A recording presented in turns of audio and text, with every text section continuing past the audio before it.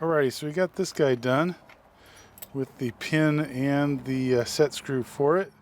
We still need to drill the shaft, which is going to get a pin, the pin go through it that sits in here. It came out of here. So I didn't drill that because I was still thinking about how I wanted to approach that. So I'm going to do that now. We're just going to drill and ream a hole in that. And then we'll move on to the big guy here, which this mounts in one end. We got to put a slot for it. We're going to take out a bunch of material in the middle, and then this guy goes in the other side with a bunch of extra parts, plus 3 holes going through it for the lift mechanism. Got the shaft loaded, a little bit of support underneath it. It's just sitting in the vise. I originally had it all the way to the bottom of the vise because there's no reason to put it on parallels, except it made it too hard to get the support underneath it, so I raised it up where it'd be a little more convenient.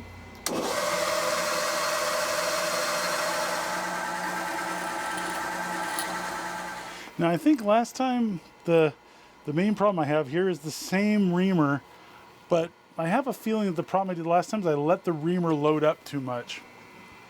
So this time I'm going to peck at it a whole lot more and see if that gives me a tighter hole.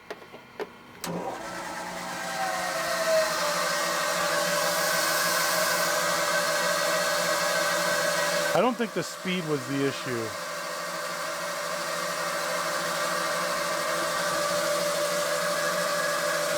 Because I've also read that if you load up with too many chips, it will go out of round on you as the chips pack. We'll see. So in the last one, the pin was really sloppy. Let's see about this time. And not at all. So it was chip packing, not the out of round as much. Yeah. So that's that'll be great. Next up, we're going to do the slot for this guy. It's going to fit right in here. So we're going to go in a total depth of 1/2 inch and 2 inches wide. This is actually 6/10 over 2 inches, almost exactly. So that's pretty nice. One comment about this setup is I have to take fairly light cuts doing it this direction because I'm not pushing into a vise jaw with the cutter. So if I push too hard, if the cutter has too much force going in that direction, it could tilt this piece up even having the vise tightened. So that's a risk. So you got to be careful when you're doing this. If I just want to use power feed, so I'll take much lighter cuts. If you wanted to not have to do that, then you'd need to do Y-axis cuts this way into the fixed jaw of the vise.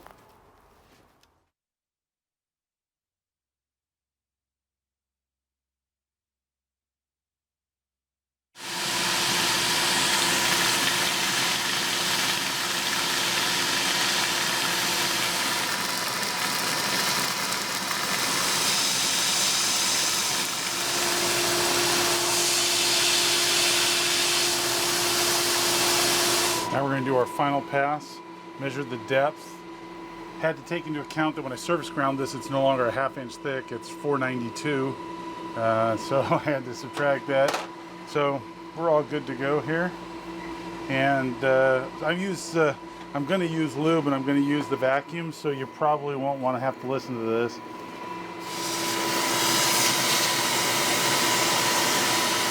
So after I remove the burrs, here's the fit. That is the tiniest amount. I took an extra 1/2,000th off. That's a great fit. That's what I'm looking for. Not that it's critical or anything like that, but now we need to drill and tap for the 2 screw holes right here.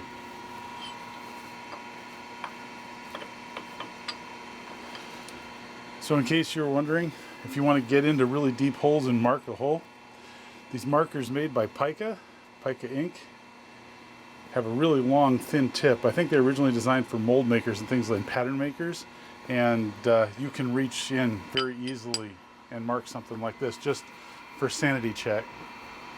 This is a very tall piece, and mounting it like this required me to have my table all the way down. So what I've done is I have used an ER32 collet that's 6 millimeters that was slightly larger than this number 7, 5 millimeters just under, and tighten it on the drill bit with the shank a little bit back inside the collet. That was the only way to get enough clearance.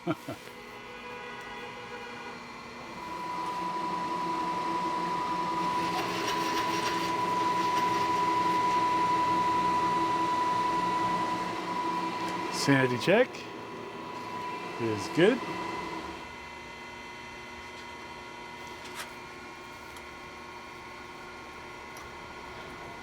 Next up, we got to cut the slot for this thumb wheel. That's going to control the height of the tilt mechanism. And this is a side profile, so the thumb wheel sticks out a little bit, and its width is 1.5 inches.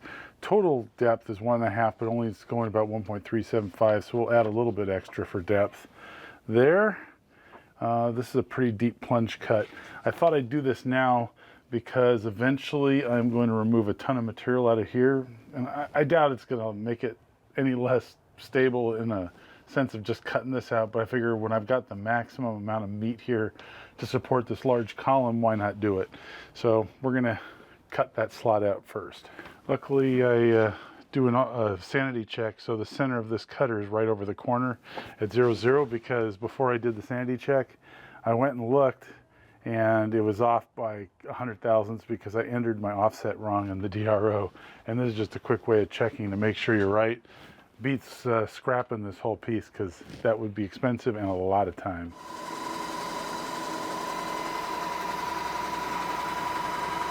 We have to go in a total of 1 inch and 1.4 inches, which is quite a ways.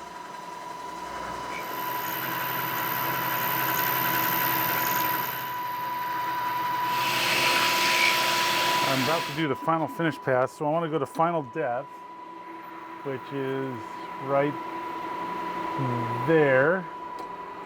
And I want to go like 1,000th either side on the y-axis as well.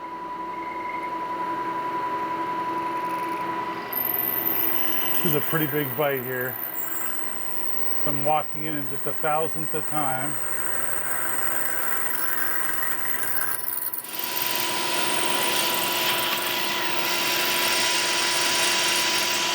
And that should be it. I should be able to drop out and we should be done. I was under the impression that appearances may be deceiving. This is supposed to be 1.5 inches, but here, if I go the other way, get this over here, it is indeed 1.5, just for a sanity check, because it just seemed awfully small. There's only a little protrusion of the thumb wheel here, except that what I'm gonna do is I'm gonna put holes in it so I can take a pin to adjust it, give me some leverage, because I'm planning on there being a fair amount of friction with this assembly. Here's a close-up view of the pocket. It is a fairly deep pocket. It's as deep as almost as deep as it is wide, so challenging for any cutter, but especially 3/8. I originally was going to make this 1/2 inch to 3/8 because although I had this long 3/8 cutter, I was concerned about enough rigidity to actually pull this off, but it worked. It's solid carbide, not high-speed steel, so that is fairly rigid. Alrighty, so next up, got to remove all of this scribe material here. And you can see how thick this piece is. That's a lot of material to go. So what I'm going to do is I'm going to pre-cut with the bandsaw this edge here. Then I'll come over here with a end mill and cut out a 3/4 inch section so I can put this back on the bandsaw and try and saw out the majority of this material. This is 7 inches from edge to edge here. This is almost 2 inches and by almost 3 and change thick. So a lot of material to come out. So we're going to saw this, try and saw out as much material as possible.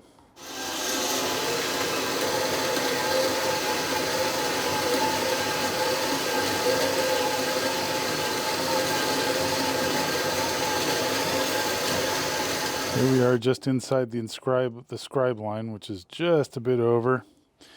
And so now we're going to try and mill out this section right here. It's a lot of meat to come out. Then I'm going to try and get a saw blade in there and try and cut the rest of it. All right, well, I think this is going to take a bit.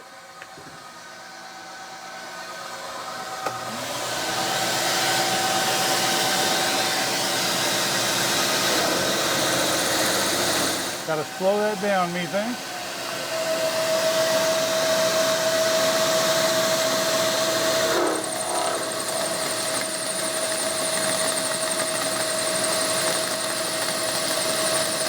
A lot of stick out. So I'm actually getting really decent surface finish considering I've got 2 inches of engagement on this cutter. I'm very impressed.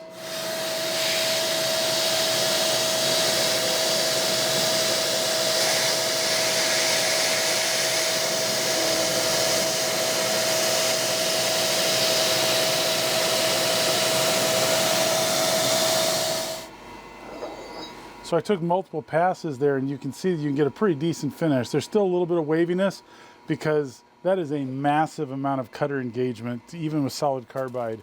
But the end result still is pretty decent considering. Now that I've made room for the saw blade here, we're going to try and saw cut this all the way across. I don't know how it's going to work. We'll just have to play it by ear. If I have too many problems, then we'll be back here with the end mill. The bandsaw blade I was using was this small one here. This is a 1014 pitch blade, I believe, variable pitch. And I was getting problems with tooth loading on that. So I'm going to try this one. This is something like 4.6. Actually, it doesn't have a marking on it, but you can tell that the gullets are much deeper. So we're going to see if I can get less loading issues with this guy. In case you're wondering what my setup is going to be like, here's what it is. And the notch is just for the saw blade to fit in with a little bit of extra gap so I can start it with the blade not engaged. Then we're just going to cut right down to the cut mark I've got here. We're going to be a little bit above the base so that we can correct it. Not that any of this inside part here, that's all for weight clearance and weight reduction, so it doesn't really matter. But we're going to see how decent a job we can do anyways. I tried this blade on a piece of material that was cut off from this one originally, and it performed really wonderfully, better than I expected. There's a little bit of thunking as the weld comes around, so I don't think they finished that quite right. But it followed a line that I scored right almost perfectly, only off by maybe 10 or 15 thousandths, something like that. So pretty happy. So we're going to try this and see how it goes. I was able to cut a substantial portion of gravity out of the middle of this guy, so that'll help. That would have been a lot of work to try and mill that out. All right, so I got this guy to dimension. This is the cutter I've been using. Pretty impressive cutter. Made a novice mistake when I did the saw line. When I did the layout lines, I did it right on the money, and when I saw cut it, I cut it right to the line, and there are some saw marks on the inside, which is really annoying, but it's only cosmetic. It won't affect anything. So next up, I'm going to take a face mill and do the platform here and get that all squared up. All right, so I removed the excess material, kept this to the right diameter in favor of not fixing the saw marks where I cut too close to the line. That's very unfortunate. I need to deburr this guy, and we'll be ready to go. But in the meantime, the cutoff piece here, I might as well square it up since I didn't cut a straight line, because when I was using the bandsaw, the C-clamp was hitting the top of the, I thought it cleared, but it actually was catching on a nut behind the saw blade holder, and it caused it to deflect, which made it not square. So I'm going to deck this guy off, and just to make it useful in the future. All right, so next up we got the part flipped on its butt, but I'm very careful to mark the front, which is over here, and the bottom. My reference point is this corner. The big hole goes here, 2 small holes go there. Sanity check that I've got my 0 correct is right there. So I'm just going to spot the 3 holes. Then I'm going to try and drill for clearance all the way through for all 3 holes. And then we will have to bore the interference fits for all 3 sleeves that are going in there. One is an Acme threaded sleeve, the big one up here, and then the other 2 are going to be bronze bushings.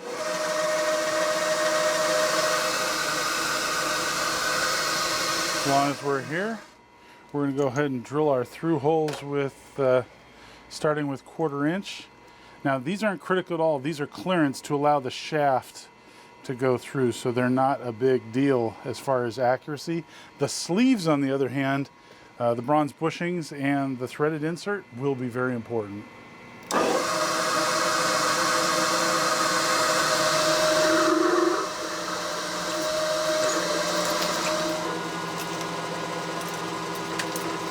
I find it pretty amazing what a difference lubricant makes when you use it when you're cutting these things.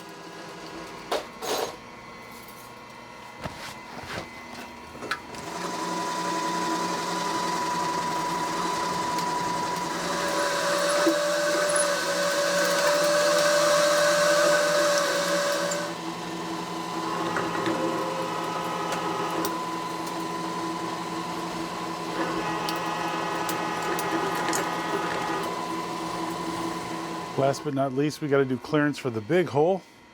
And this one gets a final size of 1-inch clearance.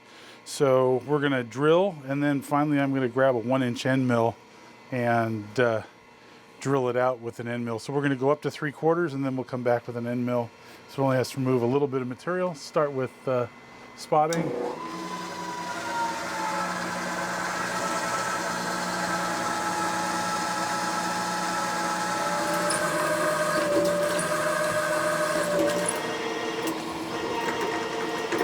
Last but not least, we'll do the 1-inch clearance bore and just double check my measurements. And we're good. And we're currently going about 130 RPM.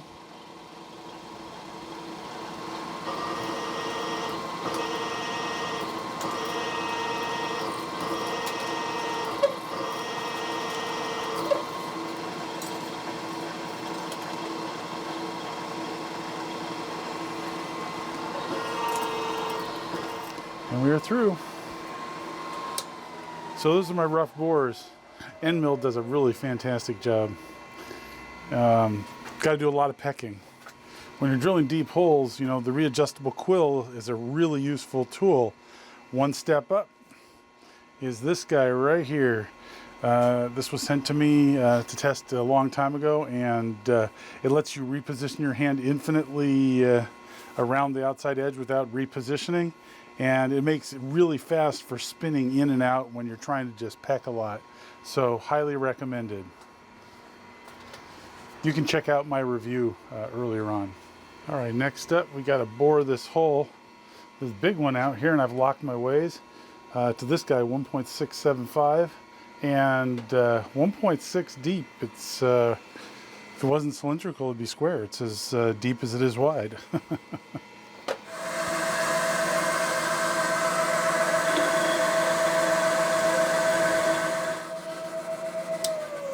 So with this deep a hole, I might have to peck a lot more. Now I'm not trying for surface finish right now. I'm just trying to remove a lot of material because I've got to go way out. But boy, that finish is horrible.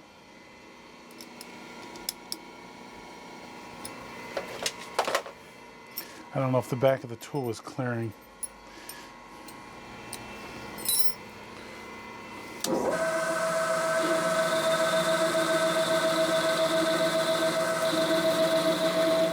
Okay, so I can tell you what happened. Much better. Okay, so what had happened is I bought these Chinese indexable insert boring bars for these guys, and the flat on them did not correspond to where the screw flat should line up exactly, so I was actually rubbing on the back of the insert the first time through. Now we're doing a much better job. All right, so we're really close now. So rather than trust this little indicator in here, I actually have a dial indicator with a mag base on the other side here that is pushing against the slide. So I need to remember this is radial adjustment, so whatever I do is going to be twice that. I need to go in about 9 thousandths, so I'm going to go in about 8.5 thousandths.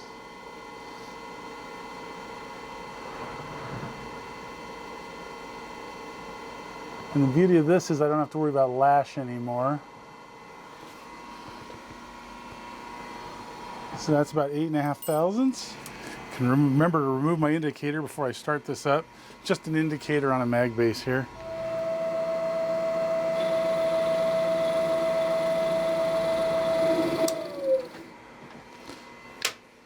And that should be it. Beautiful surface finish on the inside. I don't know if you can see that. Here. Surface finish is very nice, smooth to the touch.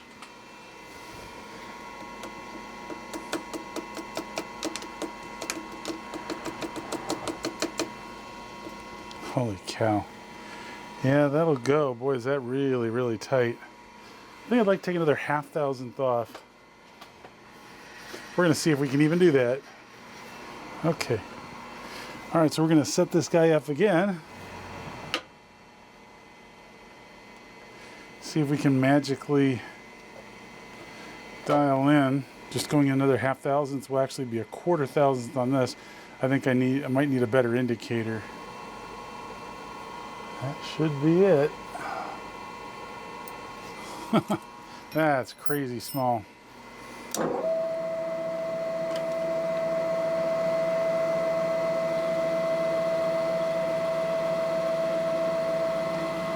This might have been a better job for sandpaper.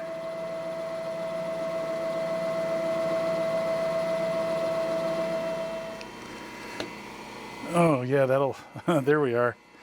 Now we're talking. I can't get it out. It just started and now we're in there. I think we're perfect.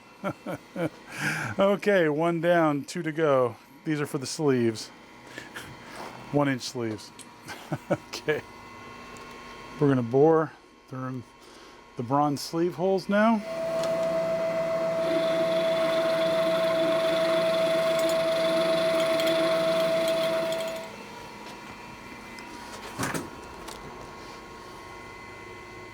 Perfect, I can just get the part started here. It's not quite an interference fit. It's about a 0.5 thousandth over. Might actually, it gets tighter. Yeah, it gets a little bit tighter. It's pretty darn spot on size. So I might end up having to add a set screw on the side here. I kind of doubt it. Again, all the forces that push against this are going to want to push it down.